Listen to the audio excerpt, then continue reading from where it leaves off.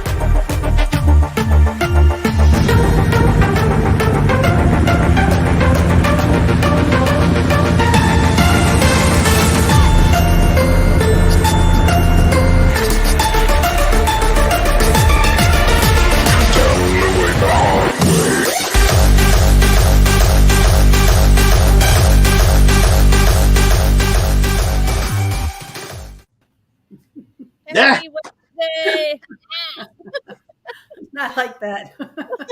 Good intro. I'm great. Yeah? Yeah. Deweese, how are you down in Mississippi? I'm doing very well. Very well. Good. Been flying lately? I'm gonna fly this weekend. Got my hang test done and got my wing in the mail and everything's ready to go. Gonna take it out this weekend. So I can't remember last week. Did you say how many lines were? 7. 7. And one was ripped from the canopy, so it had to be repaired. So I'm glad I sent it in. I couldn't have repaired that at home. So yeah, no kidding. Yeah. Great. Steve-O, what about you? What's new? Getting drunk. On Bush Latte? On Bush Latte, yeah. All right.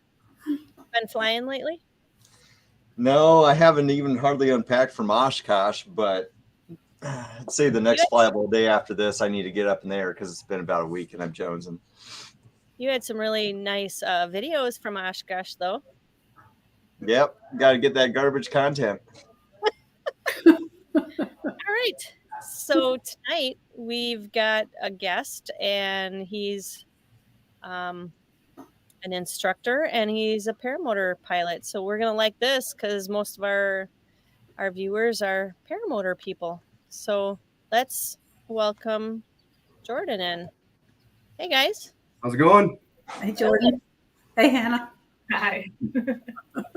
So tell us a little bit about yourself, both of you. So I'm 30. I'm going to be 31 here next month. You're going to be 30 in 2 months. Yep. Yeah, just little babies, I guess. But I've been into aviation since I was a kid. So I kind of gravitated towards anything and everything that flew. And once you start realizing that getting into aviation is not cheap, I started gravitating towards things that were cheaper, which happened to be paramotoring. So got into that in 2008. Me and my dad went into some training, and on the other side of it, I ended up been flying now for 14 years. So yeah, it's been a good experience. I mean, it's my passion and hobby now, and I think you'd attest to that. I spend more time doing that than anything. So yeah. So you started PPG 2008. I did, yeah. Started it out in Minnesota, central Minnesota, where I learned. And we moved out to Utah here in the last couple of years now. So I've been flying out in this area in the West, and it's been, more than the dream come true, really. Being able to fly in the mountains and, Minnesota's great and all, but a little bit more scenery here to fly around. So, what's the biggest difference between now and back then in terms of learning or using the gear and all that? I mean, the principles have stayed the same. Obviously, it's the training itself was very similar to. I guess one thing that was different was I trained by getting towed behind a pickup truck with a winch, which felt a little bit weird at the time. I was in high school and I was kind of like, this is how you learn this. But, I come to realize more so that a lot of people do train with stuff like that, whether it's a boat or a truck or an ATV or a winch of any kind. So, but other than that, I mean, I have seen the technology change quite a bit. Back then, Mosters didn't exist and Weenies weren't where they are. So it was, the engines were a lot different back then and a little bit more reliable these days. So, and getting parts for them alone is way easier too. So. All right. So Steve and I were out at Oshkosh EAA in Wisconsin this last week, and we found out you were also. Yep, that's correct. What the heck? It wasn't really a trip for me that was focusing on paramotoring. It was an actual work trip for me. So it wasn't like fun like it usually could be. But, I mean, still fun in some respects, but it was work in the end. So what were you doing there? So I work full-time for a company called Apario Systems, which is based out of Fargo, North Dakota, which is our hometown. And basically that company does a lot of work with Adsb receivers and transponders, and then flight data recorders. So I focus more on the flight data recorder side of things, and I do a lot of work with the customers, getting them onboarded and making sure they're set up properly, and then selling the software and working with them throughout the lifespan of those. So basically a safety device for commercial helicopters and aircraft. So okay. So were you able to get out to the ultralight field and maybe cross paths with us? I did. I mean, I did walk out there. It's only about a 4.5 mile walk from the main air show center, and I was too scared to take the tram, so I went for a walk on my lunch break and got out there. And right away when I walked in, I met some guys that I knew from Minnesota, so got to hang out with those guys for a little bit, and then had to get back to work. So that's all I really got from the ultralight field. All right. So I just want to thank everybody for watching tonight and hanging out, because I'm sure a lot of you are still in that flying mode, and thanking Paramom, Linda Anderson, John Wayne, Gladys, Lukey, hey girl, Bill H, Travis, and Montana. Tim is in the house. Angela, my girl. We're still trying to connect on phone calls. Missy, Tango, and I don't know if I said John Wayne already, and Daniel, thanks for joining. Let's see, who else? Oh, and we can't forget Copay. Yeah, I was going to say Copay's in here. Yeah, pretty much our usuals in here. Did you say Bill H? Bill H? Yep. I wouldn't miss Bill H. No, don't miss Bill H. I wouldn't. So hope everybody is having some good flying. I got to tell you, last night we were out at the airport and working with a student, and I think she was a little hesitant, and we're working with her on trike, and she's been doing towing with the trike and working on the wing control. And I said, okay, I think you're ready for, well, Eric was saying that she was ready to go motor on. And she's like, I just don't know. I said, you know what?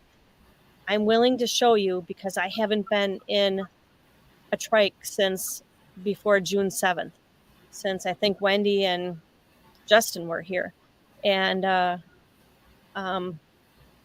that's when we last flew, I think, when they were here. Just probably the weekend. My surgery was on a Tuesday, and I think it was the weekend that we flew. And so I got in the trike last night, and I nailed it. It's like, granted, it was Eric's trike, and it was a smaller BGD wing. Wasn't my 28 meter. I mean, this gal that we're training, she's soaking wet 100 pounds. So it was a lot smaller wing. And I got it up, and that thing was going to shoot over me, and I quick pumped the brakes, and I ended up going down halfway down the runway. And for those of you that have been here, there's like a section where it narrows, and I was able to taxi and turn around and come back. So I still got it. That's good. That means you're going to be able to fly soon. I hope so. So maybe this weekend. Yeah. We're talking about maybe going down to our school down by Madison this weekend. So, yeah. We have a question from D. Bart West. It says, hi from Nevada. Jordan, are there people working on Adsb for PPG and PPC and RC airplanes? Yeah, so that is actually a very common question, especially within our realm here. That there are people that are working on it, and specifically U Avionics, I know, which is actually one of our competitors, is making I can't think of it, the Ping 220i, I believe. It's a very small little chip that you just basically apply power to it, and it does give an Adsb out signal. It's not, I don't know the right word for it. I don't want to say it's not certified, because it's definitely not certified, but it's something that we're working on trying to integrate into our Adsb system, because right now Adsb requires an N number and then all this sort of registration and everything. So obviously we don't have N numbers with PPG. Some PPCs do, but definitely in the RC world too, with UAVs, especially with the drone stuff going on. There's definitely Adsb technology being put into those things right now. It's just a matter of time before it becomes something for us, I believe. Now, I don't know when that's going to be, and I don't know how realistic it's going to be, but it's definitely going to be an option for us at some point. So let's hope that it increases the safety, people having some way to see us before we have to use our eyes like that. So, do you have any idea when the next meeting is with the FAA? I can't say, I guess. I don't know. From my understanding, though, I don't think they're seriously considering a lot of stuff. Now, I do know there has been a lot of talk on Facebook recently where there are some people that are advocating and pushing towards this stuff, especially with that new that beyond visual line of sight stuff that was going on. PPA sent out to everybody too. So there is definitely chat about Adsb stuff for PPG especially, but I don't know if there's anything new with it at this point. All right. So this is our student, the soaking wet 100-pound girl. Hi. So how's your ankle? It's good. It's a lot better. She's here to train with Eric again tonight. So yeah. That's great. Yeah. And Teddy is telling her off. I'm going to go on mute. You guys keep going. All right. Let's see. We got a question here. Do you have a website or social media? We do, yes. Usually end of the show question, but we'll go ahead and get it over with. Sure. It's CacheValleyPPG.com, where you can just Google Cache Valley Paramotor. We should come up. Same with our Instagram. It's all the same stuff. It's Cache Valley PPG or Cache Valley Paramotor, and you should be able to find us on there too. We all, I operate Cache Valley Paramotor with two of my buddies out here, Alex Childers and Braden Butler, and they also have Instagram handles too. And you can check all of us out. We're all tagged in all of our posts all the time, so we're constantly throwing stuff up there on our stories and everything too. So we're always having fun trying to get social media out there. Okay. Facebook? Are you on Facebook? We do have Facebook too. Yeah, it should all be under the same stuff. I think it's all linked together, so you should be able to. If you find one of them, you should be able to find the link to the other. Okay. All right. So tell us a little bit about Cache Valley Paramotors. How long have you guys been in business, and how many people have you trained? Well, I could find a number on that actually. About. We started, so essentially what happened was we've been teaching people out here in this area for a little while now. I'd say, closer to 2 years. And at one point last year, we just kind of said, we have all this interest. People are constantly hitting us up trying to, get into it. We should just make it a business. And it was like, well, then it's all official and everything, blah, blah, blah.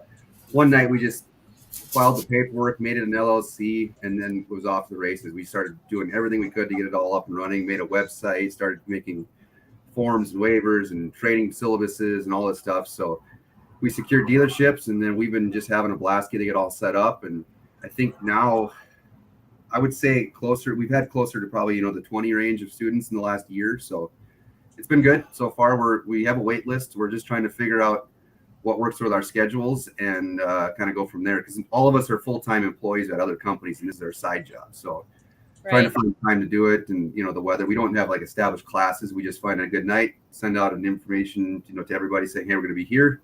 Come on out if you're ready. Get a bunch of people together. So now I'm going to share some stuff about where you're at. This is pretty awesome where you're at. This is the view you have? Yeah, that's at the Logan Airport here. So KG or KLZU. So there's a little closed runway on the west side of the field that's not used anymore, and we just kind of go out there because there's tons of grass, tons of wide open space, and then we go, can do pretty much anything from there. So take off. So you fly trike also, obviously. We do. Yep. We recently got the trike. It's been a few months back now, and we've been using the crap out of it, really. And that is that a Zenith? It is. It is. Yeah, we went to Zenith with the fly product or the Cosmos 300 on it. So. Yep. Okay. Beautiful scenery. Yeah, it's a very versatile area that we have because we have the wide flat valley, but we also are surrounded by mountains on all sides. So you can pick an LZ on the side there. You can get a lot of mountain flights in, or you can go right to the center, which is where the airport's at, and then you have all this flat area, which is really safe for training because just a bunch of pasture land out there. Nice. I like this one. This was the beginning of That's an expensive expression. Yeah, it is. Anything to make a good reel, right? Your wife is going to do the next one. Yeah. Make sure you make it good, girl. I'm gonna compete now. I don't feel like you'd be comfortable holding the phone without a tether on it, though. I'm always doing that. Probably not. Wow, this is beautiful. So how does the surrounding area affect your winds where you train? Like, does it calm it down quite a bit? Do you get some rotor? Do you get katabatic winds? Or Yeah, so katabatic winds is definitely a real concern for us. We usually notice it, anywhere from an hour to, 5 minutes, 15 minutes, whatever, after sunset even. So we usually take that into consideration, and we've only had a few nights where we've seen some pretty strong katabatic winds, but they're usually fairly predictable about when it happens. But other than that, the valley itself stays pretty calm. We're kind of sheltered in a nice bowl, so it's we get a lot of high winds up, really high up above the mountains, but down where we're at, it's very variable, and the winds stay pretty calm for the most part, and that's why we get a lot of good training nights and a lot of flight hours out here. And for some of us, including myself, that haven't flown in a lot of katabatic winds, do you want to explain the challenges or anything like that, or what that is? For sure, yeah. So katabatic winds are essentially, at some point throughout the day, you have the wind that's pushing up the side of the mountain. It'll just constantly beat up the side of the mountain the whole time. And then as the sun sets, it loses that energy and the wind will slowly die. Now, as that happens, that energy basically reverses and it comes back down the mountain because there's nothing else propelling it upwards. So it'll shift 180 degrees from what it was and it come right back down the mountain. And depending on how much energy is in the wind, that can become really strong. So the biggest challenge with it is trying to, for one, be aware of it so that that it's going to be a situation you might have to deal with. And then two is if you took off in one of our spots that we especially go from, we take off downhill when the sun's up. And then sometimes when the sun sets, you have to land uphill, which is kind of a challenge. So you get used to it, but you also just got to try to time it out right so it's not so dangerous, basically. Is there anything that happens while you're flying while that occurs? Well, if you stay away from the mountain, you won't notice it, actually. And it's kind of odd how that works. But if you were to fly well away from the faces of the mountain, you wouldn't even know it is katabatic. And you could actually be 100 feet up and you won't feel a thing. But as you come back down, you'll hit a wind shear layer that the katabatic winds are causing, and you'll notice it. And it can get kind of aggressive, I guess is the best way to put it. But, really, it's only happening on, a relative ground level. So you don't really want to be anywhere near the mountainside when it happens, just because it is sink. There's no longer lift. It can get kind of wonky, to say the least. Wow. I like this one, I think. So do you do this with flying with your wife? You haven't actually flown. Well, we don't take the trike over to these spots as often because it's hard to get from the airport over to the mountains just because of the traffic in the airport. Utah State does have an aviation program, so there's a ton of students flying. So you either have to like go well around the airport or you have to go up really high and get over there. So it's a waste of time and gas to get there sometimes. So we haven't done it over there yet. We have to do it. It's so much easier to get to the airport and set it up than it is to go to some of these other spots too. But So in this video here, how far are you from your little airport that you took off from? well, this one, when I took off here, I took off from one of our spots, one of the parks kind of close to the side mountains. But from the airport itself, I'd say it's about probably a 3 to 4 mile straight line. Oh, okay. It's not too far, but it is right over the center of town. And then, of course, you have to go through the pattern. So, All right. Is this one of your students? yep. And he actually, if you go to my story right now, you'll see he just had his third flight last night. And Nice. he's been killing it. He just bought a wing and he's trying to get a motor now. And he's been having a blast. So Great. Is he a local boy? he is, yes. He's more local than all of us. I think he grew up here. So Nice. his wife and kids come out every time he's out training and flying with us, and they just love watching him. So So how's it been so far, like actually starting a school, like challenges or like the good feelings that you get from it? well, you chase the high of those first flights when a student comes down, they land and they have the smile, but it is incredibly nerve-wracking the first time. And I'm sure you guys probably can understand that, but it's your heart's constantly beating during that first flight, but the second they come down and they make it safely and their smiles for the next 24 hours is just great. So I know, it's like one of your own kids. it is. It really is, because you build up a bond with these guys. You spend a lot of time, for 2-3 weeks, sometimes more than that, and then you get to know them really well, and you're spending all your evenings with them away from your wife at home. So, Right? yeah. So yeah, it's just been tough kind of figuring out some of those the challenges of being the instructor and flipping the side of it where I have to now have someone else's life in my hands more so than my own. So Right. it's a little bit different, but still very rewarding. Oh, this might be the one I like. Yeah, that was just that was right before the 4th this last month. So up in Idaho, the St. Anthony Dunes out there, there's a bunch of sweet random dunes in the middle of nowhere, basically. So Wow. we had to fly there for the first time, and it was pretty windy, but we made it work. Oh, no, that's not it. You're flying boring like me. One Yeah, I of gotta- these, you do a loop-de-loop. Yeah. I got to do the Glamis dunes this year, and that was like one of my most No. favorite flights I've ever done, ever.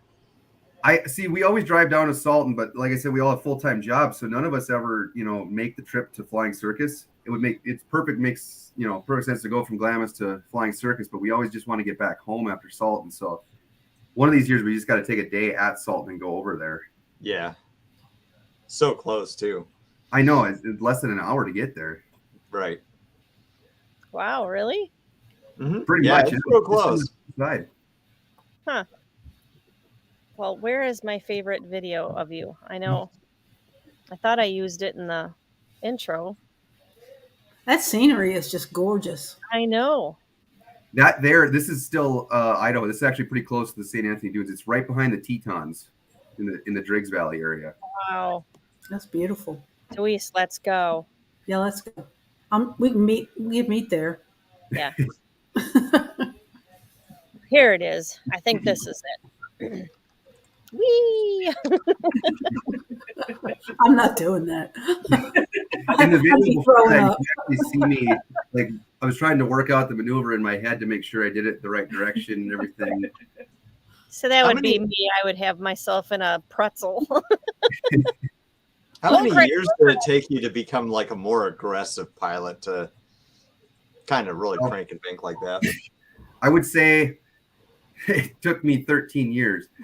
Oh, So there is a backstory to my timeline. I haven't flown straight through on since I learned. I had an accident when I was younger too. So I had a moment where I stepped back from the sport for a while to realize that I maybe need to learn a little bit more. And there was a lot of reasons why I stopped after that. Obviously, being one, scared, and two, just financially, it took a lot to continue on to rebuild a motor and everything too. But long and short of it is, I ended up running into a building because I got caught in some wind shear that folded my wing in half, and Ooh. I didn't have enough experience at the time to know what to do, and I kind of froze and I just let my hands up, and then I let it happen. And luckily, right before I hit the hanger, it opened up again, and I kind of got some lift from it, and I just clipped the hanger. And as I did, I came down, I basically twisted under my wing and landed on the ground. I don't remember any of that part, but it shattered my frame. I had 0 scratches on me, had a twisted ankle because I think my ankle clipped the side of the building too. But other than that, it just it made me step back from the sport for a little while. So yeah, How long was your break? what was it, 4 or 5 years? 16 when you did, or 17 when you crashed. And yeah. I wasn't 17 when I crashed. I think it was 19 or 20. 19. Yeah. Yeah, so I think I was out of it for about five years. So just basically the reason why I didn't get back into it right away is I needed somebody else to fly with, and I didn't know too many people at the time, and there wasn't a lot of people in my area that flew, and Facebook really wasn't that well put together yet, and there's a million excuses. But for one, I wanted someone to be with me so that they could watch me, so I wasn't just going out making stupid decisions on my own, because I was questioning everything, which is fair, I think. But I finally found some guys through a Facebook group that was set up in Minnesota, and I just said, I'm going to come out and meet you guys, and they watched me and they got me back into it. And then after that, it was just full on. So I went right after it, and I haven't stopped since, really. So Shout out to Jeff and Chris. Yeah, Our I little don't. snack. They're probably not watching, but back up in Minnesota, those guys. We just saw them right before Oshkosh, so always get to go back and meet those guys again. Yeah, I friend, and I'm in a group with Minnesota PPC and Paramotor people over there. So, Right. yeah, so hopefully they're in there and they saw the ad for the show. For sure, yeah. And if you probably could go all the way back and do a deep dive and see when I first reached out on that group. Figure out what year it was. 2014, maybe, something like that. 2015. All right, so Tony's asking, what kind of waivers do you use for the school, and can you have a video waiver? Well, we have 4 waivers that we use. It's basically simply you understand that this sport's not exactly safe. It's, there's things that can happen to you.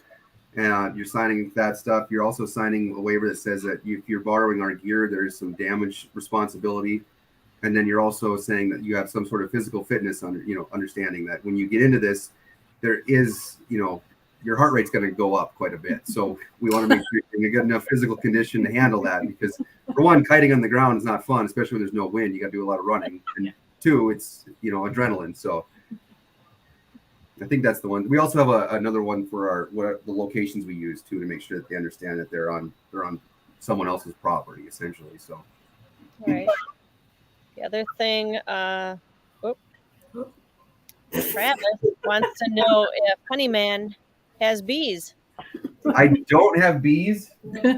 I don't actually. No. Maybe you both look in the back. What's back there? Well, we live in the beehive state now of Utah. And I think we were looking for the honey we just got, right? Yeah. Yeah, because my buddy Jeff, who I was just telling you guys about, he's got his own set of bees up in Minnesota, and I asked for some honey. So we got a couple of nice fresh containers of their local honey from there. I don't know why we look for it. It's not in my office. Like, do you have a beehive back there?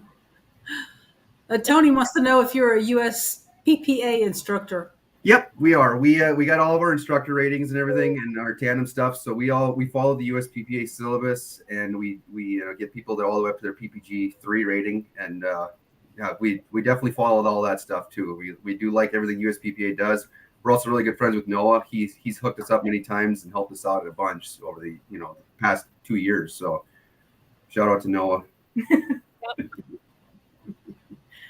So Hannah, what about you? What are you doing, and what are your plans? So we actually moved out to Utah because I got accepted into a PhD program at Utah State University. So that is kind of that's been my big thing. So I'm 2 years. Well, I'm starting my 3rd year in the program, and that's after completing coursework. So now I'm kind of in the knee-deep dissertation writing. So that keeps me really busy. And I keep telling Jordan, after my PhD, that's when I really want to sit down. Because I've done kiting. I've put a motor on my back. Not that that means anything, but I have. So I'm like aware of what is going to eventually be on there. And we've obviously done the trike, and I've done some tandems. Foot launch Yeah. Tandems. So what do you think you'll do? Foot launch, or do you think you'll do tandem or trike? I think I'd love to do a trike.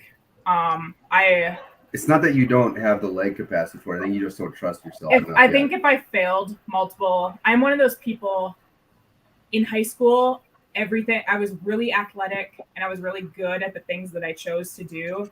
Humble brag. But I'm really good at that. I purposefully chose those things because I was good at them. So like one of my fears is that I'm just not going to be good at this, and I won't continue, and I can't have him pushing me. Yeah. So Alex and Braden, if you're watching, you guys are gonna have to be the ones to push me. It's the husband-wife. Yeah, I can't tell her what to do. I'm just gonna get mad at him if he tells me to do it. So And what are you studying? I'm like, I need somebody to kind of be pushing me to tell me like, no, look, you can do this. Like, we just need to do XYZ thing. It's why I gave up skiing. It's why I've given up other things in my life, because I'm like, I'm not good at it. I'm just never going to be. I don't want to do it anymore.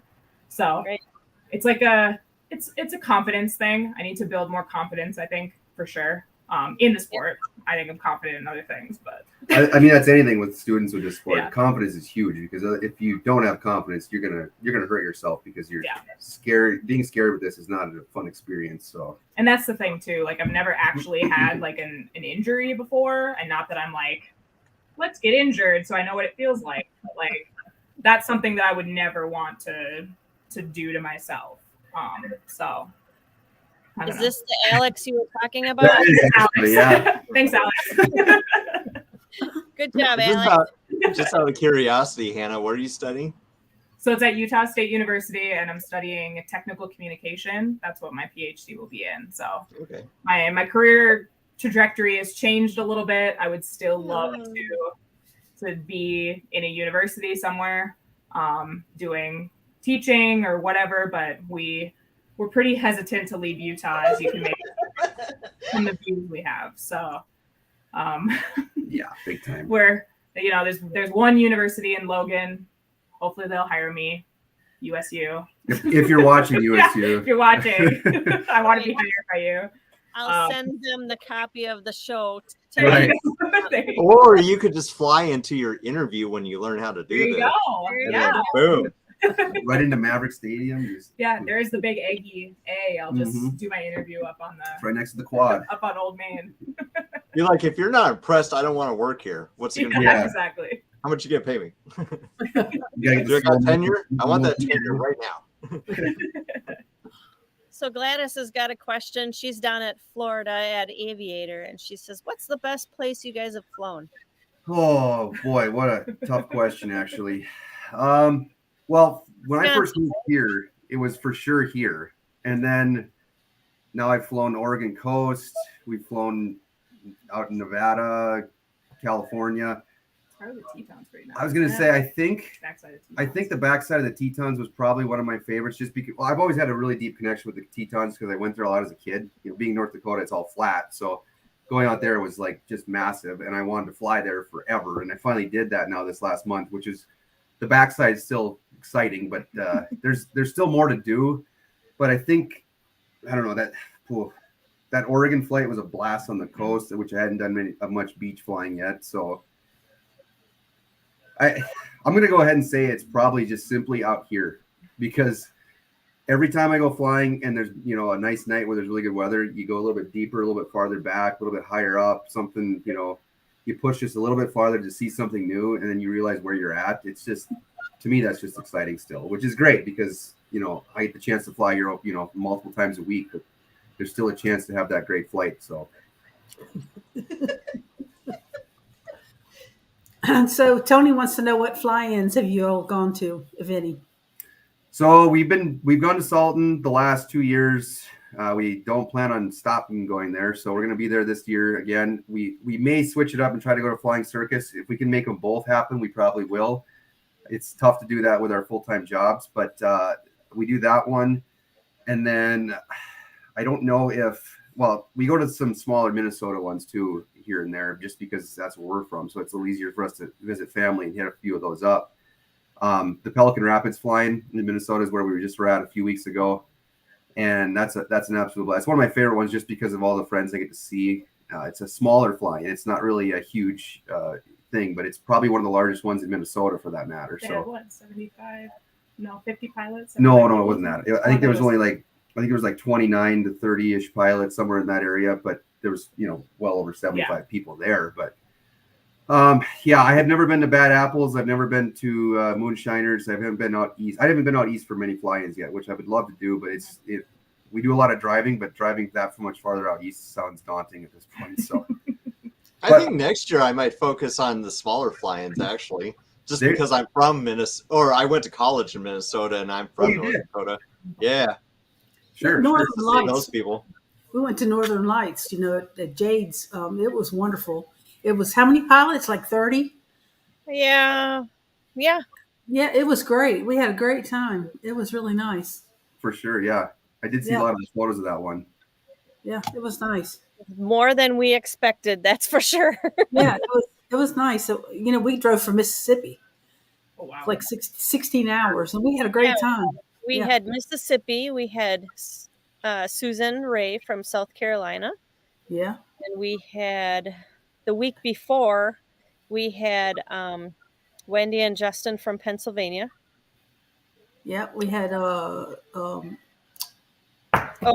Karen and Steve Up. They live on the road, but they're originally from Chicago, but they just roam all over.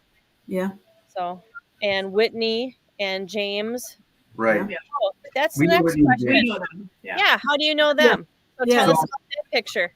So 3 years ago, it was 3. Yeah, I think when we went to the first Pelican fly-in and Pelican Rapids fly-in, and they were there at that, and that was when I first got to meet and hang out with them constantly. And then a month later, we went to what's called the Baker's Feast and Fly, which is another group of friends. They have a nice little farm with a couple grass runways out in southern Minnesota.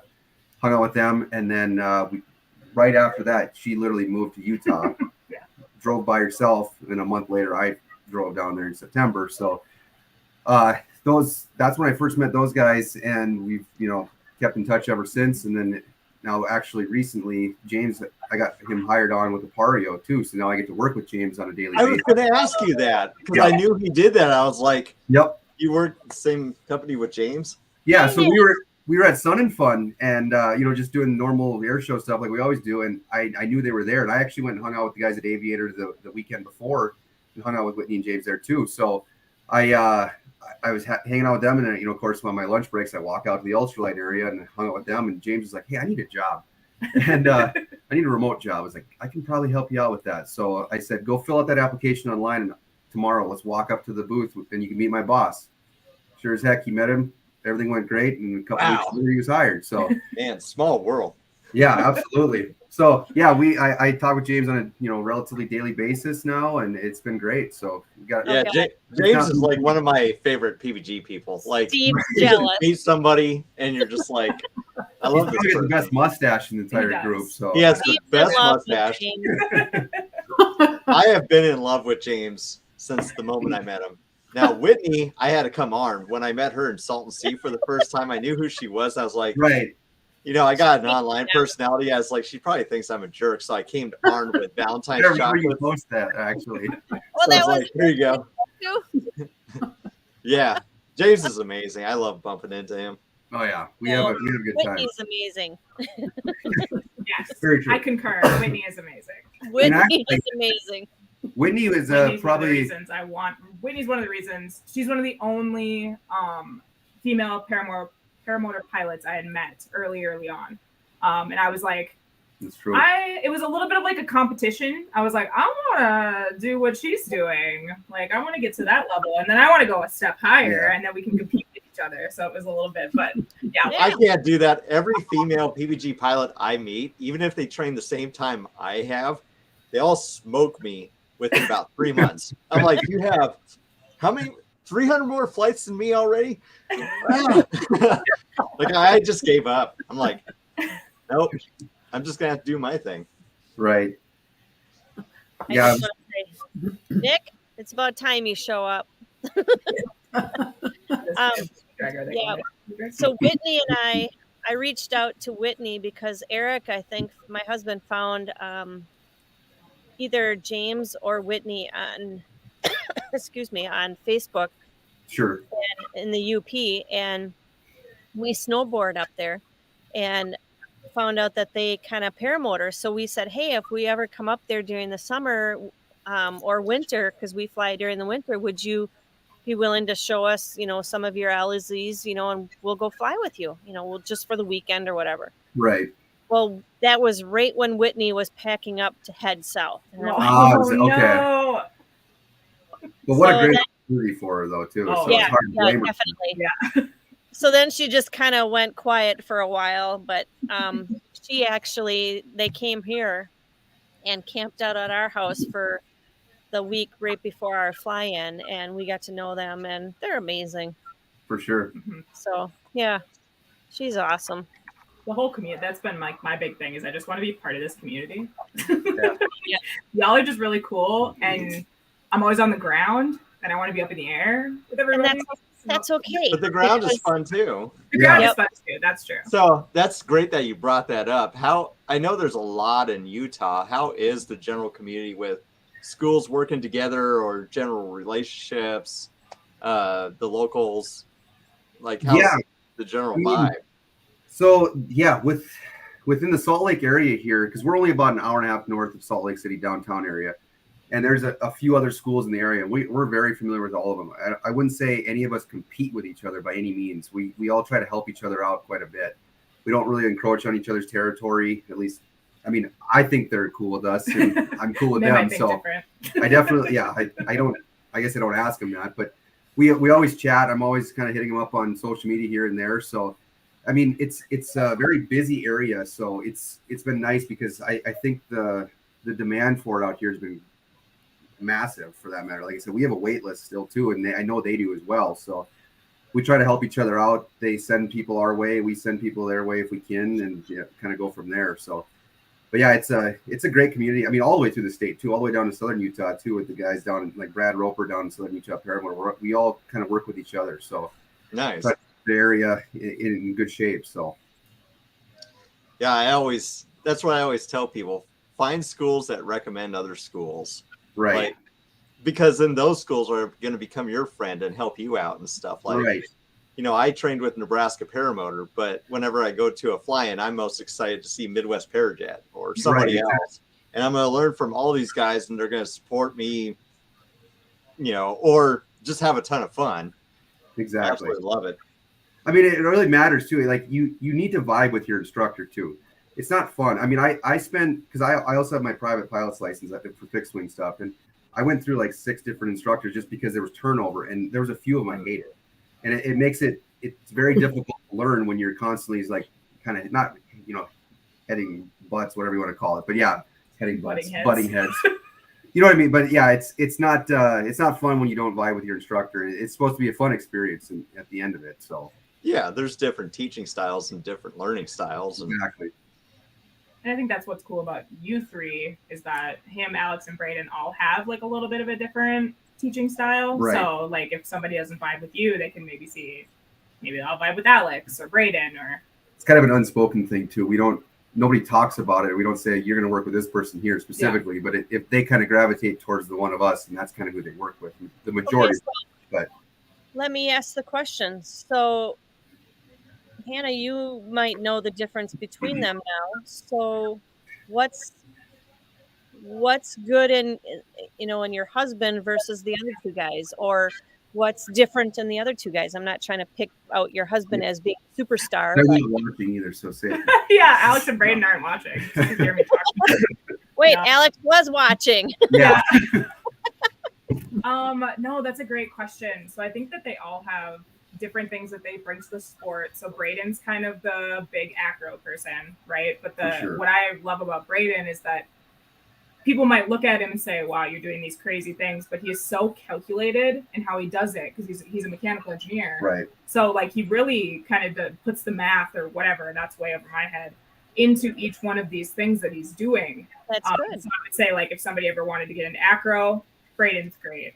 Right. Alex is kind of dabbling in it, and Alex is just this personality that you just gravitate toward. Like Alex is just such a nice guy. So like he's so encouraging. That's why, no offense to Braden, I would probably lean more towards Alex to learn from. Also, I'm never going to do acro. So again, no offense, Braden. But like Alex is just so encouraging, and everything you do is just like, yes. And then I would say Jordan is really good for kind of, I don't want to say like the basics because that seems like I'm like dumbing you down, but like that's a good somebody thing. who's maybe never even touched, they don't even know anything of the sport. I think Jordan would be a really good person to kind of go to because he literally started from being like, what is this? Like, I've never done this before. Because the other guys have too, but they all have kind of their own thing. Yeah, and that's good because it's like you're remembering how you were when you were a new person. Yeah. And you're probably using your scenarios. And your struggles. And like, right. This is what I had struggles with. Like maybe this person would too. We all have very different backgrounds with the sport, and we all have very different skill sets, I guess you could say. But at the same time, we don't. We all fly really well with each other. Yeah. And I mean, before this school, it was 7 nights a week. If we could do it, we'd do it. I think we'd just go out flying and hang out and fly with each other. So. I mean, it's literally so like I feel like it's almost borderline a dream that we just literally landed in like the middle of this group and like give a shout out to Katrina and Kate, like their wives. Our Alex and Braden's wives are amazing. Like us three are just like our little wife club, and like we'll come and like talk about books while the boys go off and like do their thing. It's just such a good dynamic, and it's been, I mean, you guys have had like zero stress just starting stress amongst each other with starting this business because they just all work so well together, which I feel like I hope you got a basement I can move into. We have an extra right on the other side of this wall. Yeah, a little bit of money. I'll clean your house. Paramotor will always welcome to stay there. 100%. So Jordan, can you tell me about your scariest or worst moment flying a paramotor? Well, I mean, aside from the obvious, well, I guess that really is. It is hands down the scariest moments when I hit that building. Try to tell the story, shortly. I guess the idea was I was a fairly new pilot. I can say I only had maybe 30 hours, not much. So that was it. Yeah, and I was going out to my mother's hometown. It was Glen Allen, North Dakota, and the idea was I was going to fly for my family out there who thought I was nuts. Which is probably fair given what happened that weekend. But the idea was I wanted to do it smartly. I went to the airport to fly the area by myself, so I wasn't distracted by the fact that I was going to have like 25 people watching me, because that was, we all blow launches when someone's watching or filming you. I didn't want to blow a launch on that flight for them. So I was like, I'm going to get up early this morning. I'm going to go out, fly there. And then last second, my grandma comes with, and she drives to the field with me. Dead calm on the ground. I take off into what was, a half a mile an hour breeze. And as I climbed up, turned around, came onto the downwind. And right as I got to about 200 feet AGL, my wing just went whoop, and it stuck. And I just like looked up and started, trying to figure out what to do. I just went hands up because it was an A-wing. I thought it would open up on its own. And it did, but it took about, 10 seconds. But that's all it took for me to get down low enough where that hangar got into my play. And like I said earlier, right as I got close to the hangar, it actually opened back up and it popped up. I think I would have hit the ground potentially if I didn't do that, or if it didn't do that. And then I just clipped the left side of the cage. And I just remember at that moment that it was going to hurt really bad. That's all I remember. Slapped in the side of it, and I landed and I got up and started walking. So it was no big deal in the end, aside from the fact that I trashed my motor. The wing was fine, but the first thing, I get up and start walking back towards my grandma, who had a little bit of blood coming down her forehead because I think the prop caught her. And she just goes, well, what the hell did you do that for? I remember. I'm just in shock. I'm like, I don't know what to say. So But I had a second cousin of mine came out. He flies ultralights. He actually was pulling in as it happened, and he called 911, expecting me to be, dead. And he got into his plane after he realized I was fine. He went up flying, and he said I was getting tossed all over the place in his ultralight, even though the windsock was dead. So, I mean, it was just there wasn't a lot of technology at the time to tell me the wind forecast. I went off of the windsock.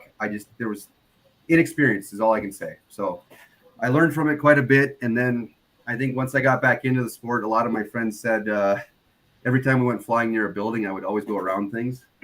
They would go right over the top, and I'd start flying around things because buildings were in my head. So for whatever reason, but I think I've gotten over that. The part about your grandma getting hit with a prop, that's the scary part. Man, that's crazy. On such a no-wind day, a building threw off that much rotor? No, it wasn't necessarily the building. It was wind shear. There was just wind up high.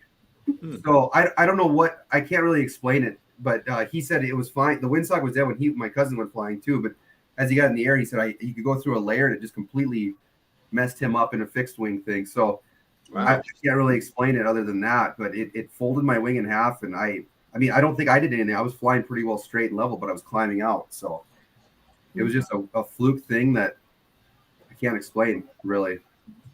So, wow.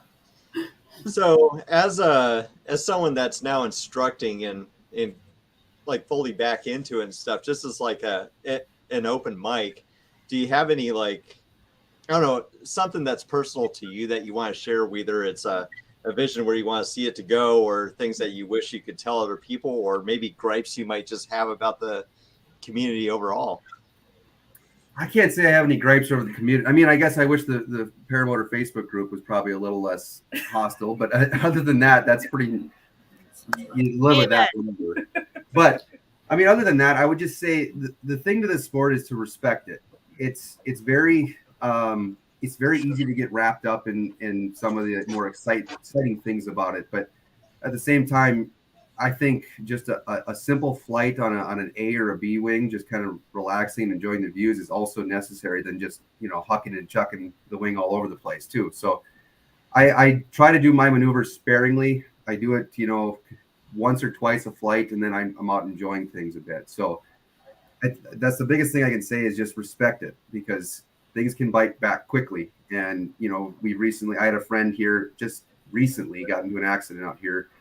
And I think you could see just in his voice when you talk to him now, he survived it and everything too, but he's very much stepped back from it now. And he's like, just be careful out there. And I think that still resonates with me too.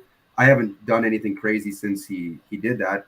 Just in my own mind, I'm just trying to take it easy again too. So anybody out there that's still new to the sport or looking to get into stuff too, I mean, just take it easy. There's no reason to push hard. Things will come with time. Just respect it and just get as many hours of experience as you can in respectable weather too. Don't push the weather. I mean, I know it's so tempting sometimes to throw a wing out there and just go, but just respect it because it can hurt quickly. So, Montana, do you hear that? Yeah. I hope he's listening. Timothy. So what apps do you use?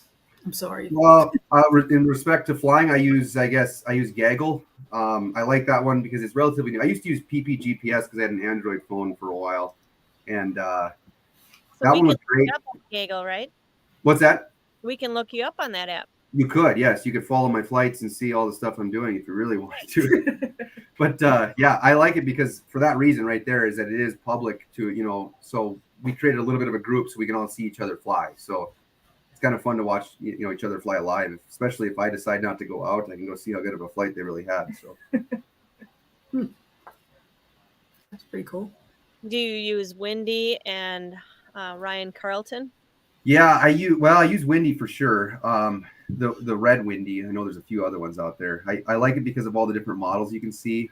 I use simple like Weather Channel app too, just because I want to get the basic weather report, and I want to look at some more detailed models. And then I also use Wind Alert too to get live weather reporting from some of the stations that are located out here, so I can see trending wind directions and speeds of it. Like especially up at Logan Peak here, which is one of the higher peaks in the area, we can see. If it's really strong up there, we won't climb up too high because there is going to be a wind shear layer. So, all right, Tim, Montana, if you're out there please put something in the comments. I know you were in here earlier. People want to know if you're out there. And Gladys is saying Gaggle is fabulous. I want to try it, and hopefully, if I remember, on my next flight, which I'm hoping is possibly this weekend. Kind of nervous about it, but with my new knee, still not doing the greatest. Friday, I go to my doctor appointment with the surgeon, and my knee is W. Bart. I haven't talked to you lately, and it's like I go to him, and the knee is still really swollen, and I'm wondering if I got some type of infection going on in there. So, kind of worried about that. Trying to read the chat here. Questions for anybody? Oh, I guess I got a question. What equipment are you using? Did you mention that yet? No, I personally I own a Roadster 3 and a free ride.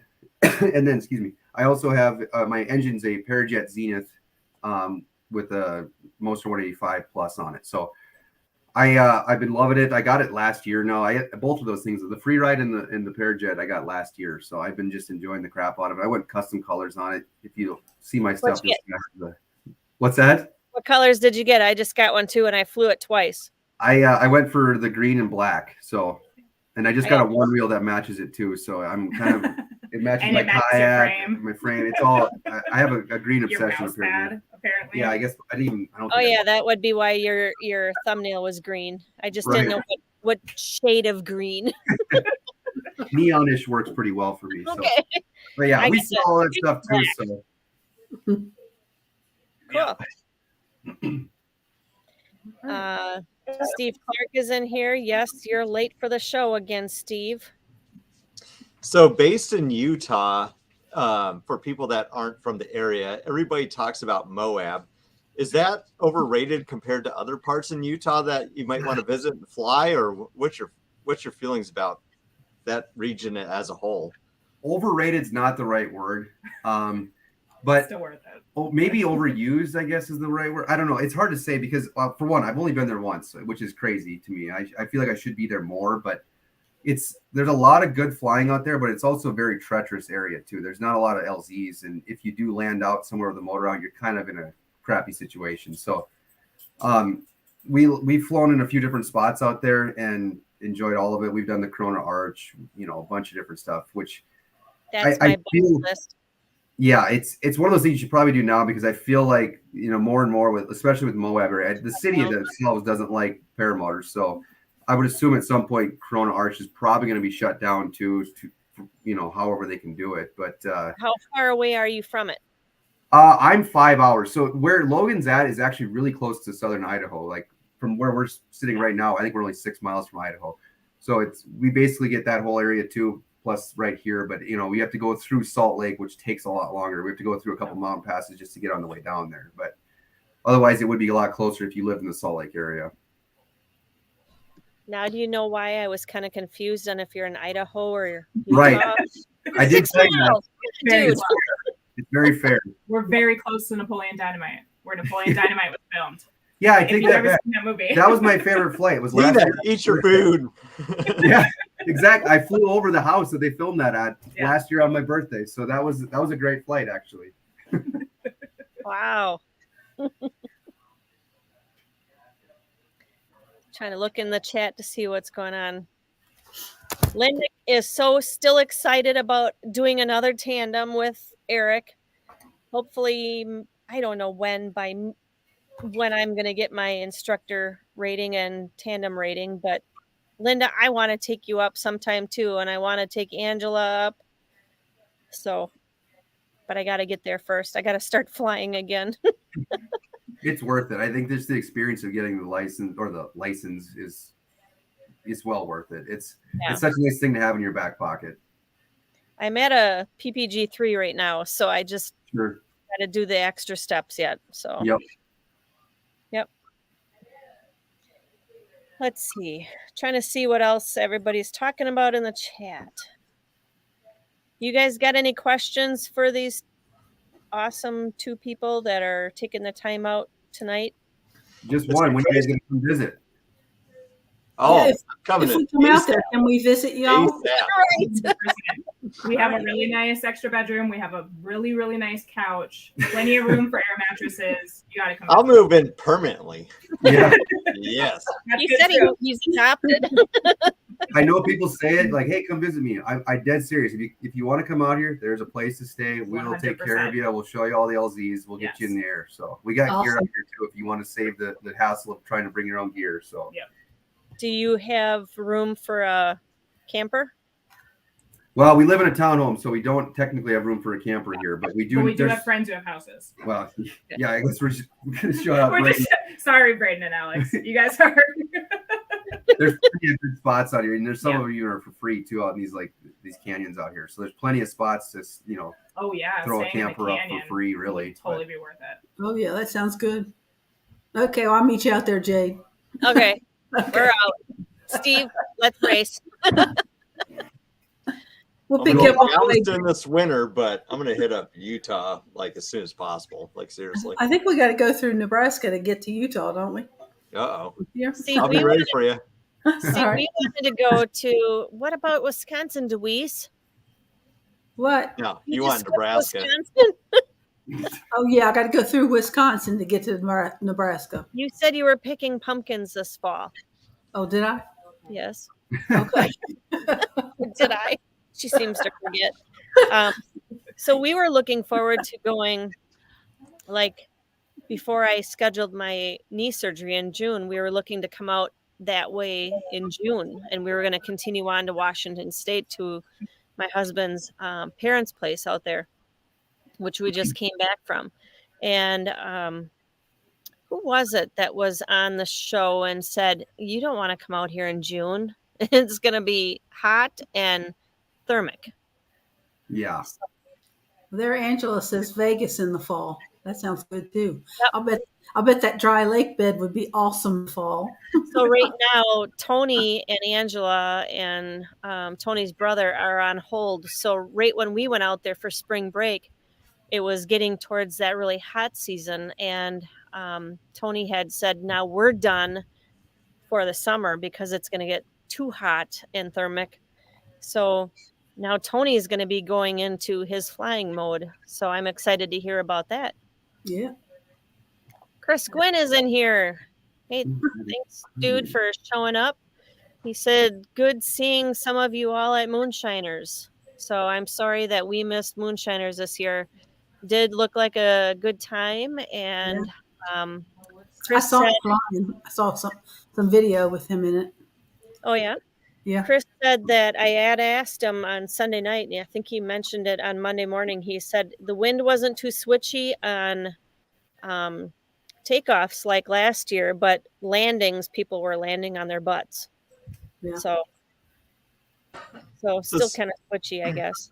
When you folks just brought up seasons and flying in Utah, is it really preferable that if you were to visit to fly, that you really come during specific seasons or thermic activity? And so the beautiful thing about where we're at here is we do get 4 seasons, and they're all very mild for the most part. They can get hot in the summer times, of course, too. I haven't spent a lot of time here in July just because I always go back up to the Midwest for visiting family in that time. But for the most part, the heat is a factor for thermal stuff. But it seems like you still get flying time in the evenings too, still. But winter can be cold. We do fly. I mean, I've rarely missed a week of flying since I've been out here. So you can fly year round. Just got to bundle up a little bit more in the winter, and then the springtime can be kind of rainy, kind of windy here and there. The activity of the stuff kind of picks up a little bit, but fall is usually the best. And when that happens too, you get the whole mountainside turning every different color. So that's some of my best flying out there. I was just going to ask that question. What elevation are you at? We are at right where I'm sitting right now is at 4,600. So the airport I think sits at like 45 something. So fly there, and then some of our spots close to the mountains are at about 48. So we constantly get up to about 8,000 feet when we go flying up by the peaks, but for the most part, we're staying around that 5,000 area. So So Gladys says, yeah, you just need to fly at sunrise like we do in Florida. Yeah, I don't fly at sunrise very often. I don't know why that is. I don't know if it's too lazy or what, but Nope, too hungover, too tired. well, that might be a part of it. Yeah. Yeah, that's what I'm talking about. Yep. I like my sleep too much. Evenings I know we're gonna work, so I say screw the morning. So Yeah. So Keith Gray said something about moonshiners. And he said, Dave Garris said 100 pilots and 33 others. Perfect numbers. Yeah, it sounds like it. I love that place. Luis, Yeah. that was the most. You didn't fly there, though, did you? No, I didn't fly there. I Yeah. didn't. I just had got my paramotor then. Yeah. Oh, my God. That was such a beautiful place to fly. Yeah, it was. Even just sitting there and camping. I mean, it was just the most beautiful place. So That's where I met everybody. That's Yep. where I just met everybody. where you met me. Yeah. And I really look forward to coming out west, and I really hope we can communicate with you guys sometime and get in touch with 100%. you. yeah, we got the gear if you need it. So just come on out. We'll make it happen. We'll Yeah, drive. I'd love to live there. I'd love to fly in Utah. That would be beautiful. Salt Lake City or around Salt Lake. That's beautiful. Oh, Oh yeah. Yeah, for sure. And he reminds me of like one of my favorite guys to fly at home, because like he's a younger guy but total beast, but like one of the most positive people you could talk to. He's got like a phrase like, "Oh, you got it, baby." Oh, that's what I'm talking about. If you need help starting up your motor, all right, hold on, we're Jordan, gonna give her run help. now. Like Jordan, run now. I totally sold. Yeah, that's what it My is. surrogate Nebraska guy. And who might that be? Oh, the guy's name's Evan. He's pretty quiet Oh, online. But thought if you it ever was met him, Nebraska Paramotor. no. We're really rough around the edges.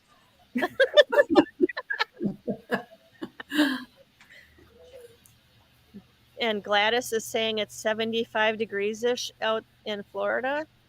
Oh, it's beautiful here in Wisconsin. That's pretty good. That's kind of cool for Florida Yeah. at this time of year. It must Yeah, be we having bad weather or something. Gladys, get your butt up here to Wisconsin. Come visit me. So, Planet Shane says it's warm even in the morning in Florida. Yeah, well, it's warm here too. I did actually get my first Wisconsin flight too, just a couple weeks ago. I flew, but not at Oshkosh. I flew outside of town. Went up for about 30 minutes just to say I did. So Where at that 7 miles out at that RC park? No, it's northwest of the airport. It's Lake Butte. Was it Butte to Mort? I don't know how to say it. Butte to Morts. I call it Butt to Morts. Yeah, Butte to Morts. we stayed at basically Airbnb out there, and we went to some little park quick. It was right at sunset. I said, I just got to go. Oh. Here, I have the motor. Let's do it. So I went out there and took my coworkers up real quick, out real quick, and then got a little flight in. So I have flown to Wisconsin. That's awesome. Dang it. I wish we would have known each other before then. I know. I'm not as active on some of those groups as I should be. I just struggle with stuff. I just focus on the real world stuff, and then right before bed I hop on social media a little bit and update stuff. So that's a good way to be, because the people that are too active, we don't have lives. Yeah, exactly. But I follow you though. Oh Lord. He follows Steve. With high chances of getting eaten by gators in Florida. Right, Tony? Sure, that's true. Man, I will say flying to Oshkosh was a trip. Like, that was the shortest, most boring flight I've ever taken. But when you're up there, you're like, holy. I know, right? I wanted to do it too, but it seemed like a lot of work and prep just to do it. But it looks like fun. I had an advantage because I was camping out at a vendor tent, so I could like literally walk my gear to the ultralight field. So unlike I I had to drive a Zenit. I had to tow a Zenit all the way like 2.5 miles through a campsite to the ultralight field entrance. And it was awesome because I'm relatively new, but I was in good form. And like right before I went to go, somebody I knew was like, "Don't blow your launch, Minty." Yeah. And so I go up in perfect form, and then all his friends blow their launches and propellers, and I'm like, yeah. Just giving him a middle finger as you go by. That's perfect. That's a big fear. Blow your launch right there in front of a million people. I know. Well, it really is.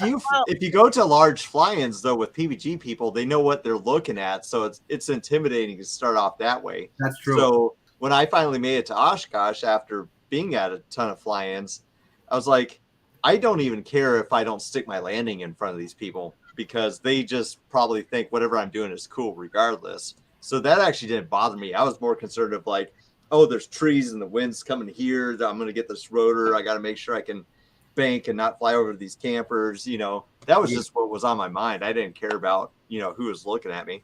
They're all drinking anyways, too. They're just yeah. Fun. Oh, he just waited to the last day when he knew I was gone and not with a microphone on the announcer tower. Yeah. I did make a mistake, though, because you had to follow a specific flight pattern and altitude, and they're like, hey, if you don't know what you're doing, just follow other people. Well, it's kind of hard to follow other people when you were the first one up. And so I was supposed to fly at like 300 feet and like maintain it, and I was like way too freaking high. Yeah, because that's your natural instinct. If you're flying somewhere new, you climb up, right, and you survey and you check it out. But it didn't turn out to be a big deal. But nonetheless, I was like, crap. Don't admit it, though. You did it. You did it perfectly. Nobody will admit one. Oh, everybody knows. I am so sorry that I missed it. But you know what? If you go to Steve's video, I think you have it on Facebook and you have it on YouTube.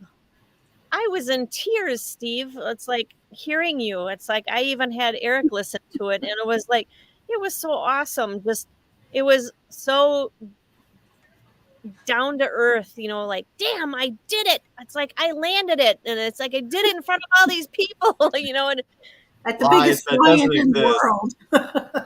Yeah, the biggest paramotor flying in the world, and Steve did it. Yep. I mean, it was cool hearing that, you know, because it's like he was sincere and saying that, you know. So I lied about the whole thing.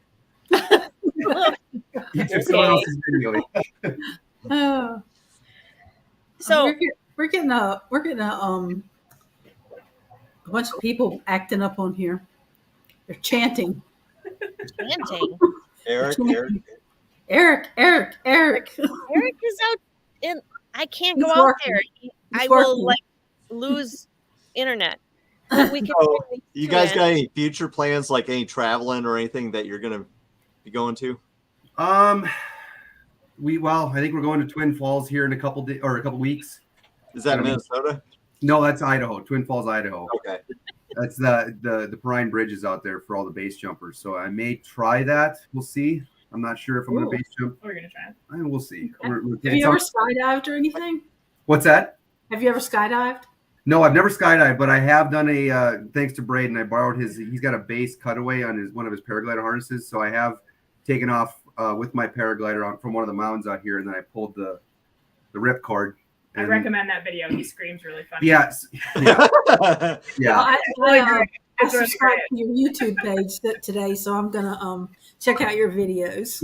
I think it's on Instagram. I don't know if I posted anywhere else, but it was one of those very simple video, nothing crazy. But I just remember saying, "Don't scream, you got this. You got to hype myself up." I turned it down, pulled it, and screamed like a little bitch. So it's really quick. It happens fast, but when I'm done, I'm happy. So it's okay. You check it out. Yeah, it's pretty great. Oh, speaking of which, do you paraglide at all? I do, yeah. So I realized more and more. Yeah, you can do that. More and more, I've realized that I enjoy motoring more than I do free flight. Which it's really, it's just because for one, it's more comfortable for me, and I found that paragliding can be like to get really good at it. You have to go out in conditions that are a lot stronger, a lot more dangerous. I guess is the way to put it. You're flying closer to terrain. You're flying in stronger winds and conditions, and it's not as relaxing to me, which most people think it's got to be so freeing just to be there without the motor, just enjoy it, which it can be, and it definitely is. Right. But I'm not that good at it yet, and it's so much easier to say, like, you guys go hike. I'm just going to throw the motor on my back and join you guys up there because, why not? It's easy to get up there and I can just enjoy. I can shut the motor off too and then just paraglide myself that way. So I tend to do that more often than I actually do to hike up somewhere and then paraglide. But so, yeah, I do it, but I seem to have gravitated back towards motoring more than I thought I would have when we moved out here. Interesting. Yeah. JP Tulo, Flamingo for president. JP, yeah. I said I buried Eric in the backyard. Kidding! I'm kidding. Here's one. Let's see. When a wing gets messed up from a student or whatever, do you in-house fix it or send it out? I guess that really depends on how messed up. If it's broken lines, we'll order new lines and fix it ourselves. That's not too bad. If it's anything like full on ripping fabric and stuff, if it's too big to patch, we'll probably send it out. So far, we've not had to send anything to anybody. So luckily, just between the three of us, we're all fairly handy enough between the engines and the material itself that we can kind of handle it. But knock on wood, we haven't had to send anything back yet. So. Well, I was really, really surprised. I damaged my wing about a month ago, maybe 6 weeks ago, and I had to send it in. I thought there were 4 lines torn up. Luckily, I sent it in, and I ended up. It turned out it was 7 lines damaged, and one of them was ripped from the parachute. I mean, from the canopy itself, which I didn't know. And I was really surprised it was not as expensive as I thought. I was really worried about the expense. Right. Really wasn't as bad as I thought it was going to be. So I was really pleased that it was repaired and they got it back to me, and I'm very happy with it. That's good. That's good. Yeah. So Tony's got a question. So do the students get charged for any other damage? Yeah, we have. That's part of one of our waivers too. They sign. They kind of understand what the maximum charge really is, and then kind of the minimum too. So if it's line replacements, luckily they're not too bad. We don't profit off of it. We just try to make sure they cover the charge, obviously. So try to keep it as cheap as possible for everybody involved. Maybe shallow, but I ain't cheap. Right.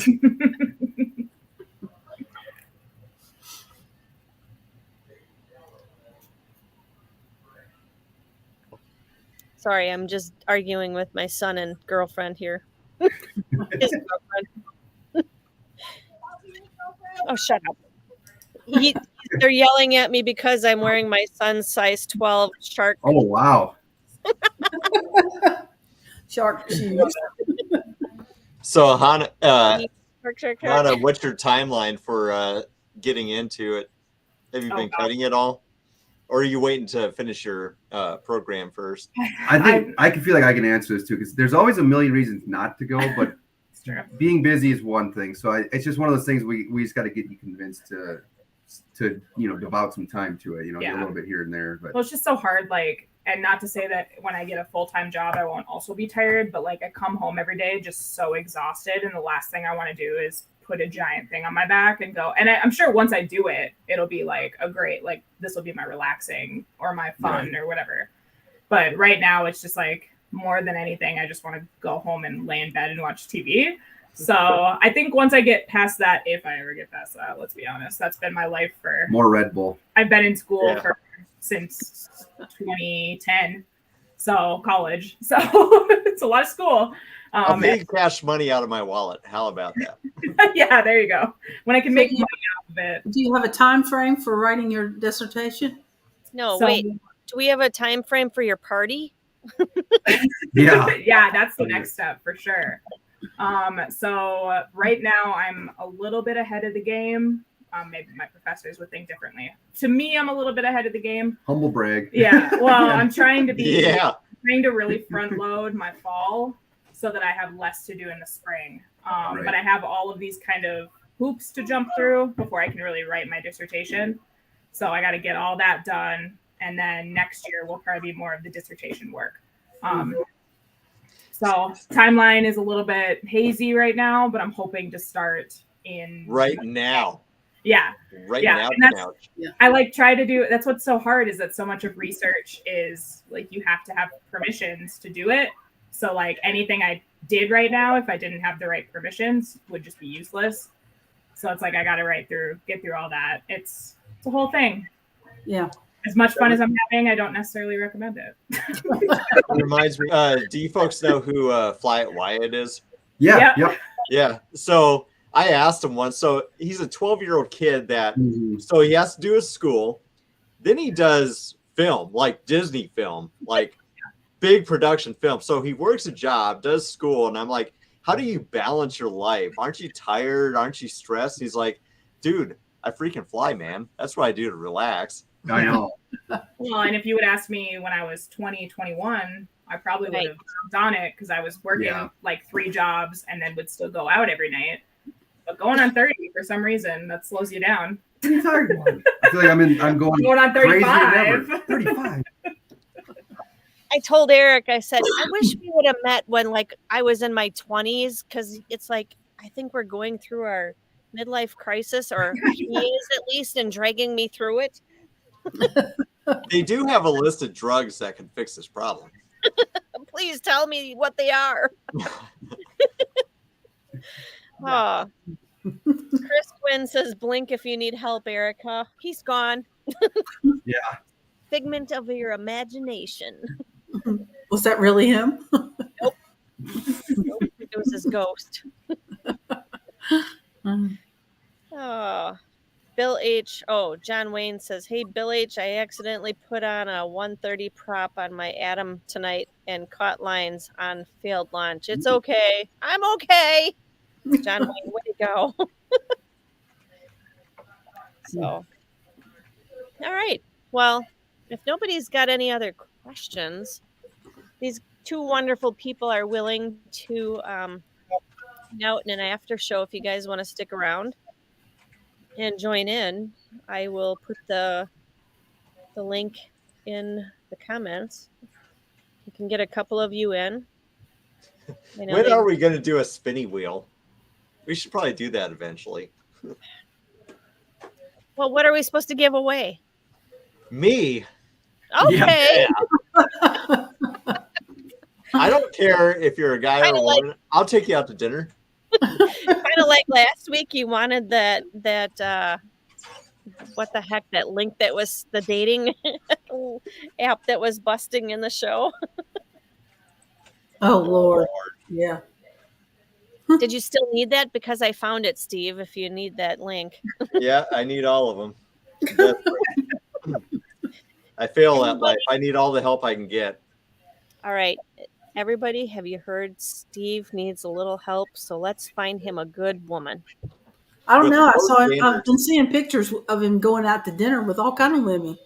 Those are my roommates. Those are his roommates. Sizes and too, so they can share clothes. That'll be perfect. Yeah. Wait, say that again. Someone who's the same size as him, so they can share the same clothes. It'll be perfect. Well, he does have women's. He does have women's clothes, and he's got really cool Paramotor girl clothes. So that's true. Yeah. They're a little tight on him. I've been losing weight. They look better on him than me or you. Right. All right. Tope, what the heck? Give away a new Paramotor. Oh, yeah. We forgot to ask this question. John Wayne keeps asking. Oh, I lost you guys. Hang on. He keeps it. Oh, that's not it. Right here. Do you guys know the Osmonds? I take it they live out there? I guess. I didn't know that. Like Donnie and Marie? I would assume so. I guess I don't know. Oh, you got to find Donnie for me. You know, it's funny. We were just in Minnesota a few weeks ago, and one of my buddies was doing the light show for Marie Osmond at one of the casinos up there. Yeah. So that's maybe we have a connection. Maybe I've just been traveling with her and I didn't realize it. It was just passing me on the line. I guess if you live in Utah, you're supposed to know the Osmonds. Huh. I guess we only know Post Malone. Yeah, I was going to say Post Malone lives out here. Not personally, but we know him. Yeah. Somewhere right outside Salt Lake, right? Yes. Right in the... I got to learn a little bit more about him because I don't understand him with his tattoos and his down-to-earth music. Yeah. if you get past the way he looks, he's a very cool Such dude. a cool guy. Yeah. And even Yeah. in the internet, he just looks kind of different. I hate saying it like that, but yeah. You allow me on your show, Jade, and you can't deal with Post Malone. What's wrong with you? Come on now. Okay, I don't even Do I know need who to Post explain this to Malone you? is. I'm gonna have to look Oh, that one up. Louise! I gotta look it up now. I don't know who it is. Okay, but you know I'm an old lady. Google image search him. There you Yeah. go. Hang Yeah, on. Don't go anywhere. Wow, we're really staying on topic, aren't we? Yeah, yeah. Yeah. Well, one thing I can It ain't my say, fault. we're hoping, me and the guys are hoping to try to put together some sort of fly-in at some point out here. I don't know where or when or how we'll do it, but we're really trying to figure the logistics out of that. So if Does we do, Utah have anything like that? no, that's the problem. I mean, well, there is a That's few, so but they're weird. very, I mean, I guess, you know, a lot of the states are kind of local ones too, but for the most part, I'd like to get some friends out here and just, you know, just find a place where we can all be and camp and do it. Yeah. So that's my goal. I can't do anything. I'm continuously hacked. I can't do shit. Who's that? Nothing I can fucking do. I'm hacked the entire time. who is it? That's whoever is on there, and I'm not gonna open it up. There's somebody there. Yeah. So anyway, here I'll show you Post Malone. Yeah.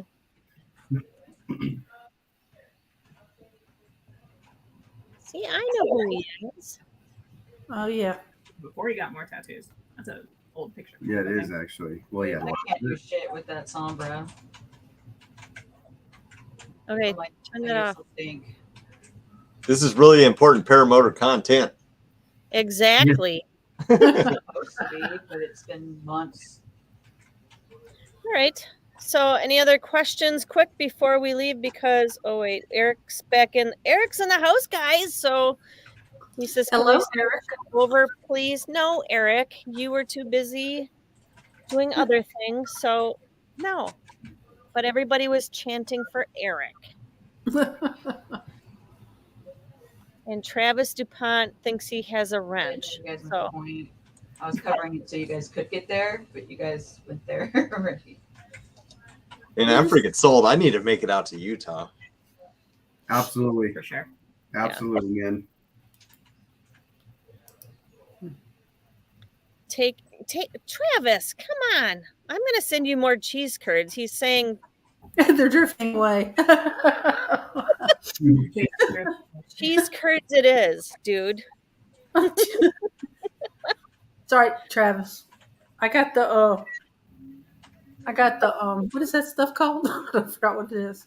Boudin. Boudin. I got the boudin. Hey, have you guys ever heard of boudin? That's what somebody said. Oh. Casey. It's a southern thing, Yeah. and we discovered it, and it's pretty awesome. We took 20 pounds of cheese curds down to Georgia and shared with our friends down there, and Travis DuPont from Louisiana is like, "Bleh, I don't like cheese curds." I'll tell you right now, if you can measure the amount of cheese in pounds, it's going to be a good time. Yeah, that's what I'm talking about. Yeah. Yeah. There's no other way to put it. Gonna be Got it. backed up for weeks. Yeah. That's Yeah. next week's problem, though. Eric, I'm not sure why they're saying stuff like this, really. I didn't really say that you were buried in the backyard. Shane Planet Shane wants to know what's the oldest wing anyone here likes to fly. Ooh. Likes to fly or has to fly? Yes, that's probably It's a forced to difference. fly, yeah. Oh boy, I Yeah. can't even think of the oldest wing I've flown. I don't even. It's probably Braden's Mezcal I've flown. That's probably the oldest. It's not even that old, really. Is it Mezcal 4? I don't know. I don't fly them Sorry, regularly. Dave, you missed.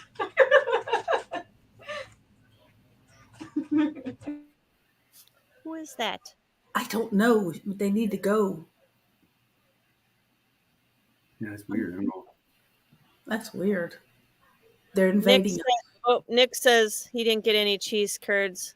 He likes the smoked ones. Guess Will got to you guys to zip it. Anyway, thank you guys for joining us. Yeah, You bet. Thank you. Really Doing great. appreciate it, and we hope that we can connect with you in some way, either by doing this again. Yeah. We do party nights occasionally, and keep updated on your flying also. Mhm. We'd love to have you on when you make your first flight.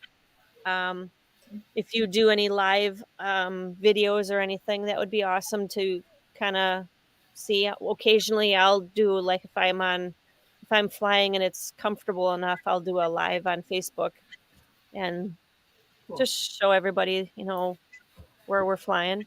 Yeah, for sure. But yes, definitely. Eric and I are planning to make a road trip out west to Washington State. I'm not sure anymore this year if we are.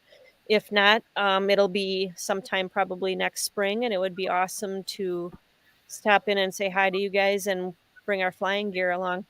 For sure. Yeah, we'll show you all the spots. We got plenty out here. So Awesome. So again, tell us where you're at on social media so we can all Yeah. friend you guys. yeah, my personal Instagram is honeyguy101. It's HONEYGUY 101. And then Cache Valley Paramotor. You can find all those on Instagram. And then all of our other socials are linked out there too, our websites, all that stuff. So you can find all of it through Instagram or Facebook. So All right. Steve, where are you at? You don't want to see my stuff. All I gotta say is, if we don't see you on the air, we'll see you in the air. Yeah. How about you, Deweese? I am Deweese Milstead on Facebook, YouTube, Wheezy RN on TikTok, and I cannot remember anything else. Oh, Lord. It's the dementia setting in. Great. And I'm Jade Lear. And if you are somebody interested in being on the show and sharing your story, please reach out to the three of us, and one of the three of us, or all of us, and let us know that you want to be on the show and share your story. So I guess in the meantime, find that link and let's do a little after show. But thank you guys for all joining us, and I hope to see you all next week. Take care and fly safe. We're